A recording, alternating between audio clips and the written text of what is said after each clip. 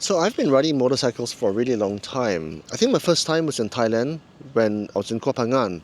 And back in the day, in our late teens, a whole bunch of us used to go to Thailand and go for the full moon party in Koh Phangan, which was a van. It was ages, took ages to drive there in a van, took a slow ferry across.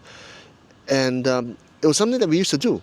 And back in the day, Koh Phangan was wild, man. The full moon parties were wild. Kids from all around the world. Mainly Europeans, mainly Brits and French and Germans and from Australia, Canada, the UK, Americans, of course. Very few, in fact, almost no Malaysians. And almost no Thais, except for those who used to work there. It was a wild place. Full moon party.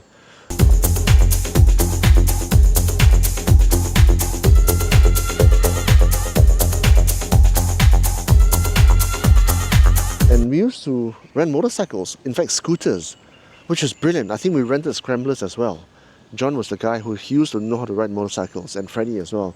He used to rent them for $5 a day. And I never forget the feeling the first time I rode on those scooters. Shirts off, just a pair of shorts on, no helmet of course, slippers, crazy, so dangerous, right?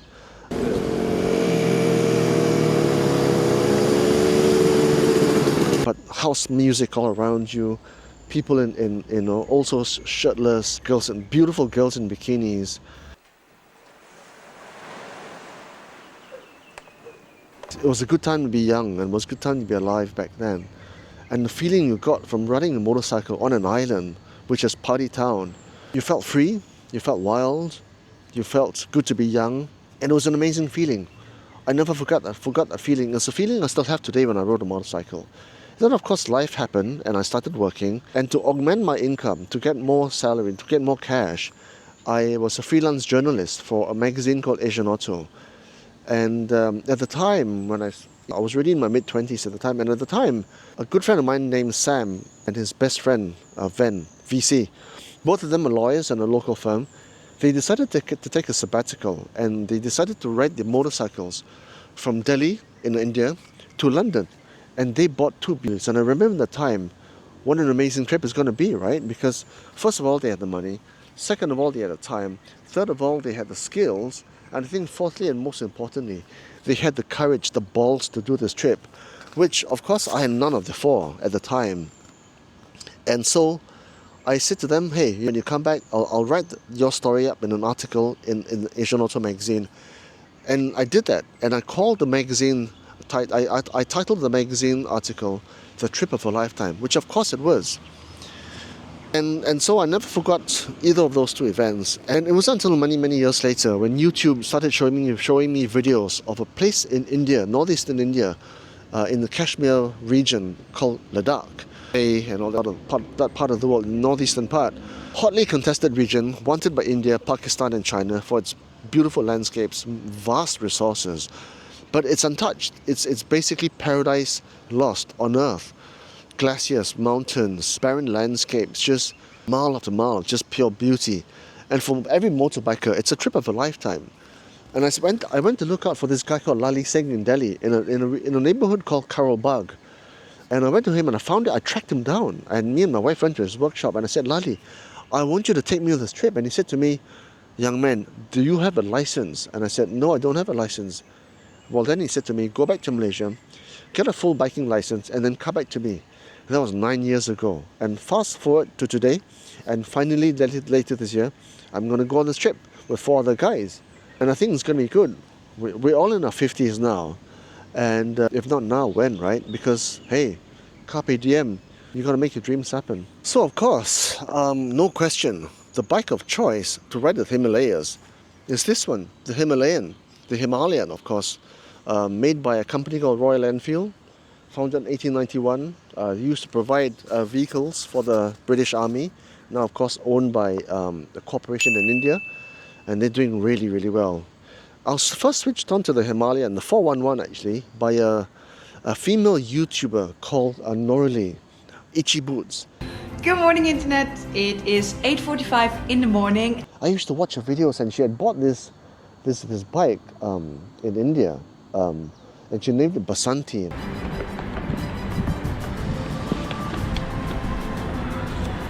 Alright, so this is my setup now. I was thinking, wow, holy shit, right? Solo female biker. She's doing this all alone.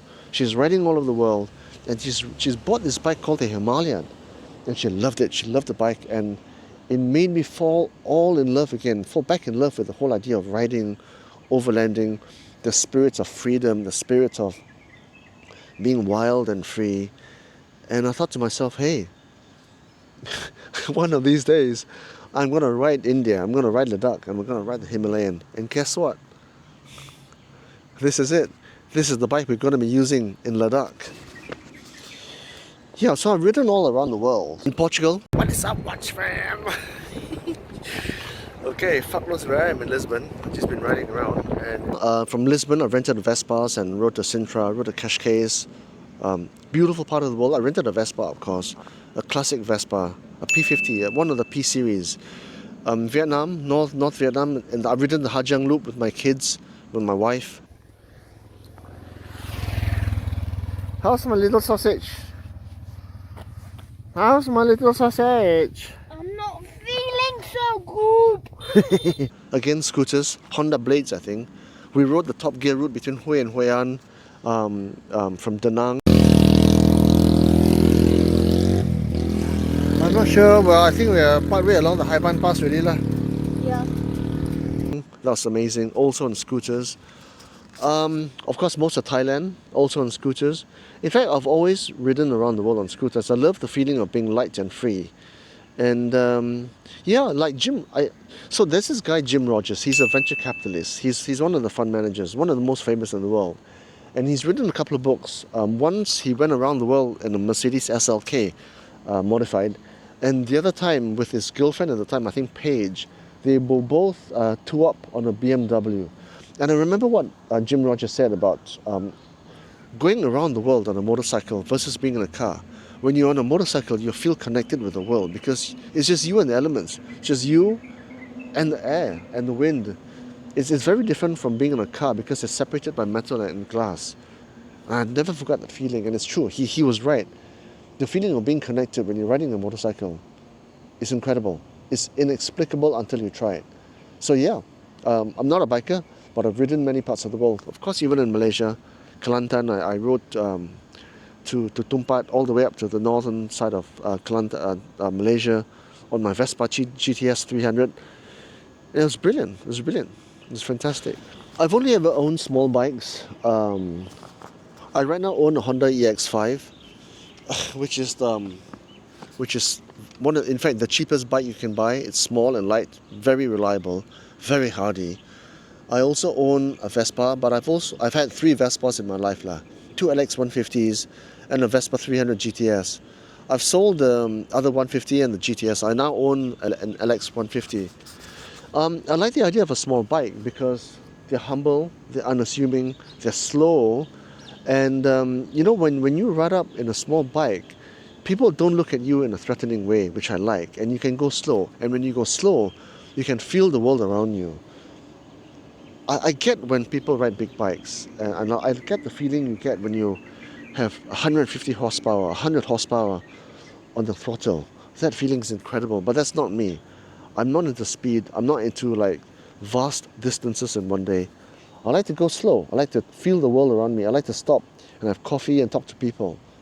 And I remember this guy, BK Lim, a former motorbike salesman. He's passed away, unfortunately.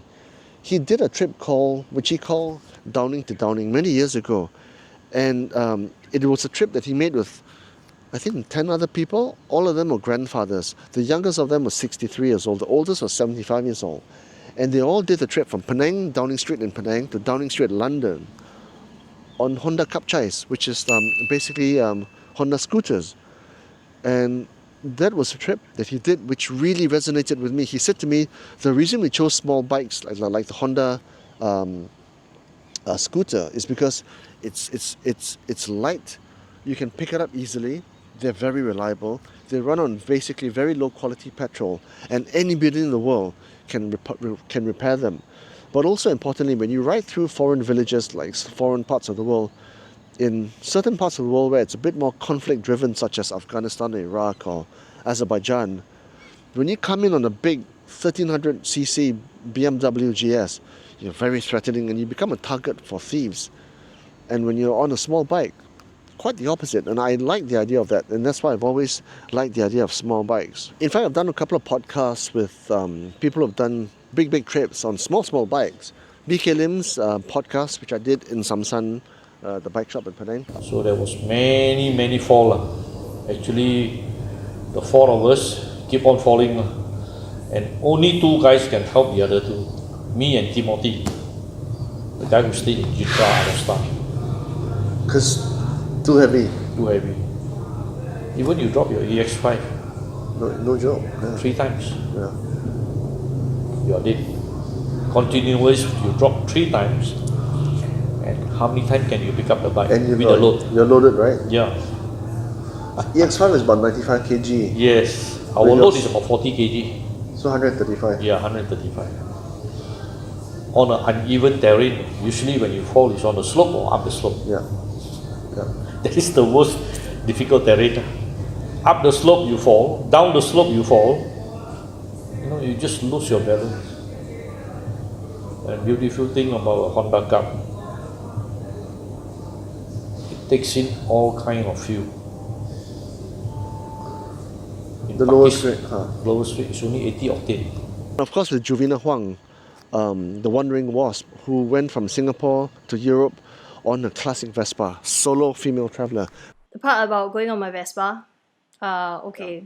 So that late friend of mine, Lawrence, he said it is the rider, not the bike. So, well, for his own adventure, he also used, small bikes like Kapchai, ride all the way to Thailand. Then for Laos, he was actually wanting to ride a DRZ 400, which is a super motorbike. So that is his belief. He thinks that it is, the rider being able to adapt to whatever you have to just go on a long ride rather than finding the right bike, the perfect bike to go. Right now, I'm feeling quite itchy. I want to get another bike. Right now, my heart is set on the Honda CB350. Classic, retro, but modern cruiser. Very friendly little bike. Very friendly, very nice to ride. Very easy to ride and very accessible. Puts a smile on your face. I like the idea of it being the possibility of being a universal bike. I know there's no such thing as a universal bike, as in like one bike for everything. I know it's the same thing for cars. You can't have everything in a car, nor can you have everything in a bike. But I think the Honda CB350 can fit most of those things. Who knows? Maybe I'll get one of those. Yeah, but I can't think too much about that right now though. I've got to prepare for Ladakh, and Ladakh's in a few months' time. I'm not going to take the terrain for granted, nor will I go there unprepared. I think it's going to be a more challenging trip than I think. So of course, over the next few months, I'm going to be using this bike to prepare myself, going off-road, going on big trips with the other guys. In fact, I've just done a big trip, and a couple of big trips this past weekend. On Friday, I went up to Ulu Langat and Hantu, and we did the whole Bukit Perez thing. About 160 kilometers. How did the KTM feel? Like a horse. like sitting on top of a horse. Really? This one, it feels like you're sitting in the bike. Then it's like you really feel that you're on top of a bike. Very different. What you boys want to do? Do you want to go down the other side? Tried it on the twisties. And of course, yesterday, I went on the typical Uluyam, Fraser's Hill, Bentong Route, another 200 kilometers there. And got a taste of the bike. And I've got to say, it's a pretty capable machine. Things that I like about the bike, well, it inspires confidence.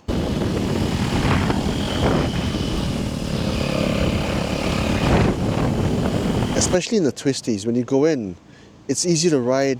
It gives you the confidence to lean into corners, and you don't feel at all that there's too much power at your disposal that you've got to be too measured with it. There's enough power with 40 horsepower, but it's not too much that it intimidates you. That's the first thing. The second thing I like is the fact that it's full metal. It feels indestructible. It feels like how a touring bike should feel. You get the feeling that because it's so well built and so of such hardy construction, that even if you drop it, and you will drop it multiple times when you're on these kind of trips, it won't damage it too much because look at it, it's pure metal. The value proposition for this bike is pretty much incredible.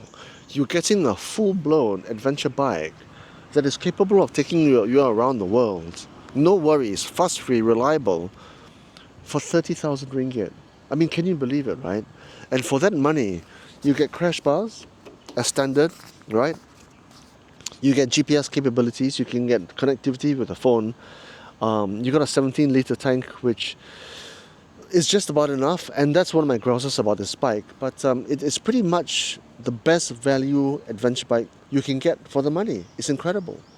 Things which I like less about the bike, it's also one of its good points, is the fact that it's so big, it's so heavy. It's probably half a size to one size too big for me, which is not RE's fault. It's not Royal Enfield's fault. It's my fault for being too short of fat, right? I'm barely 5'8", if I'm lucky, and it's too big for me. It's too big and it's too heavy.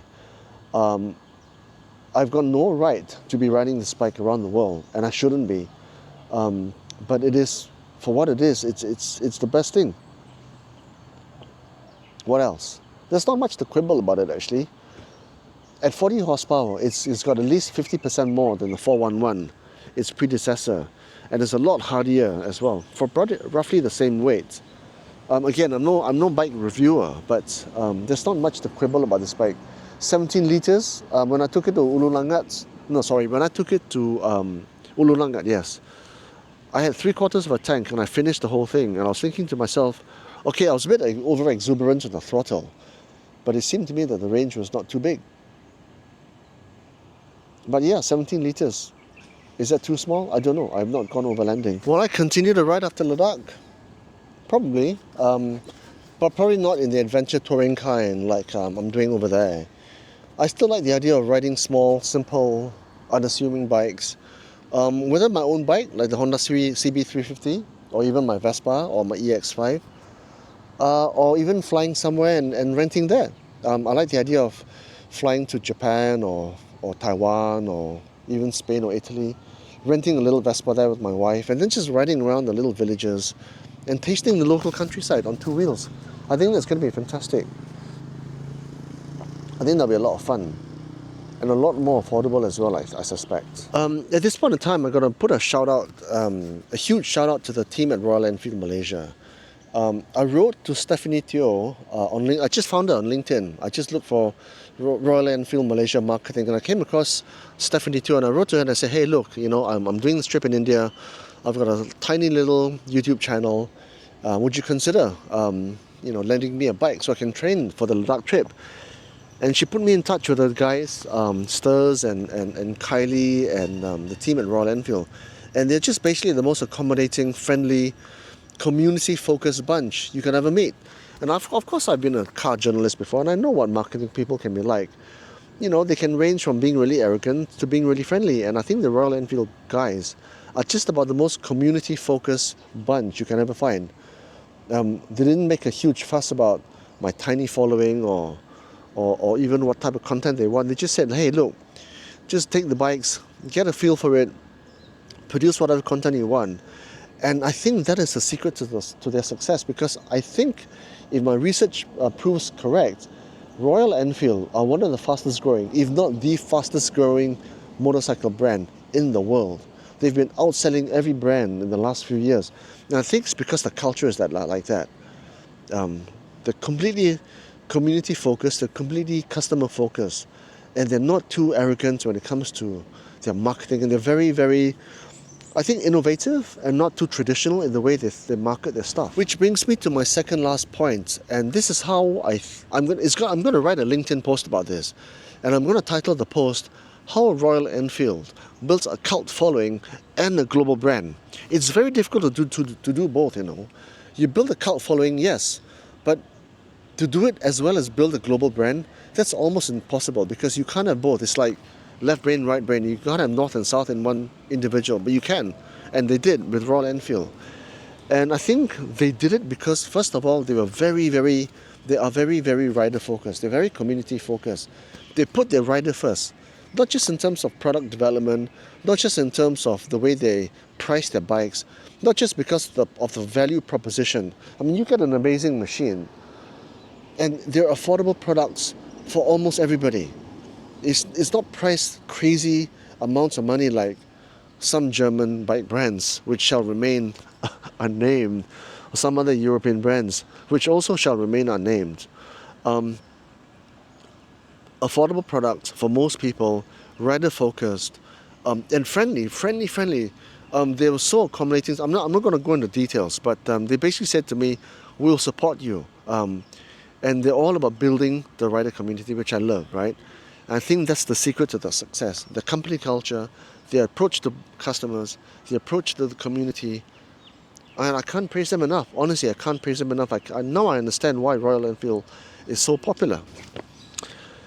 So yeah, that's the story so far. And in the meantime, in the months to come, I will be preparing for Ladakh. So yeah, expect some more biking or Royal Enfield related content from me in the weeks and months ahead. So yeah, watch out for that.